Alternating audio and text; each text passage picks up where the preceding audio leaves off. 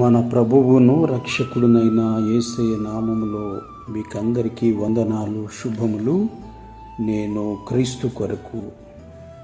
మనలో ఎంతమంది దేవుని పట్ల, ఆయన సేవకులైన దైవజనుల పట్ల, సంఘం పట్ల యథార్థంగా ఉంటున్నారు అంటూ ఒక భక్తుడు చెప్పిన మాట.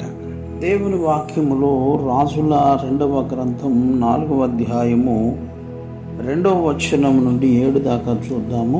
ఎలీషా, నా వల్ల నీకేమి కావాలనో, నీ ఇంటిలో ఏమి ఉన్నదో అది నాకు తెలియజెప్పవనెను. అందుకామె, నీ దాసురాలైన నా ఇంటిలో నూనె కుండి ఒకటి ఉన్నది, అది తప్ప మరి ఏమీ లేదని. అతడు, నీవు బయటకు పోయి నీ ఇరుగు పొరుగు వారందరి యొద్ద దొరకగలిగిన వట్టి పాత్రలన్నిటిని ఎరువు పుచ్చుకొనుము.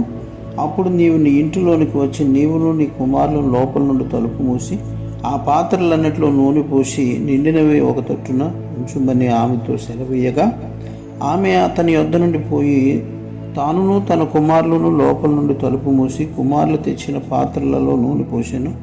పాత్రలన్నీ నిండిన తర్వాత ఇంకా పాత్రలు తెమ్మని ఆమె తన కుమారులతో చెప్పగా, వాడు మరేమీ లేవని చెప్పాను. అంతలో నూనె నిలిచిపోయాను. ఆమె దైవజనుడైన అతని యొద్దకు వచ్చి సంగతి తెలియజెప్పగా, అతడు, నీవు పోయి ఆ నూనెను అమ్మి నీ అప్పు తీర్చి మిగిలిన దానితో నీవును నీ పిల్లలను బ్రతుకుడని ఆమెతో చెప్పింది. అలాగే మనం యెషయా గ్రంథంలో 50వ అధ్యాయం 10వ వచనంలో చూద్దాము. మీలో యెహోవాకు భయపడి ఆయన సేవకుని మాట వినువాడెవడు?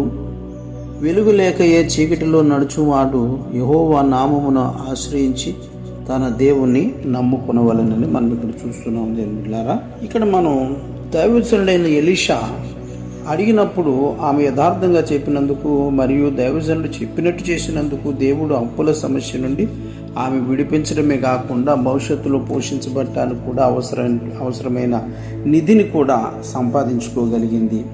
కనుక ఈ రోజుల్లో మనం చూస్తున్నట్లయితే ఒకటి చెప్తే మరొకటి చేస్తున్నారు. చెప్పింది తప్ప చెప్పని అన్నీ చేస్తారు. ఎంతో ఎతుకుతంగాను అడగటం, సలహా అడగటమే కానీ చేసే పరిస్థితి లేదు. అది ఆరోగ్య విషయంలో అయినా కానీ, ఆత్మీయ విషయంలో అయినా కానీ, చాలా విషయాల్లో, చాలా సందర్భాల్లో ఇప్పుడంతా కూడా తల్లక్రిందులుగా జరుగుతుంది పరిస్థితి.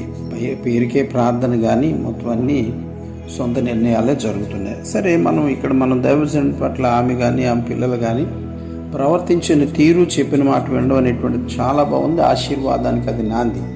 దేవుడి మాటలు మనందరి వినికిడిలో దీవించి కాపాడును గాక. ఆమేన్.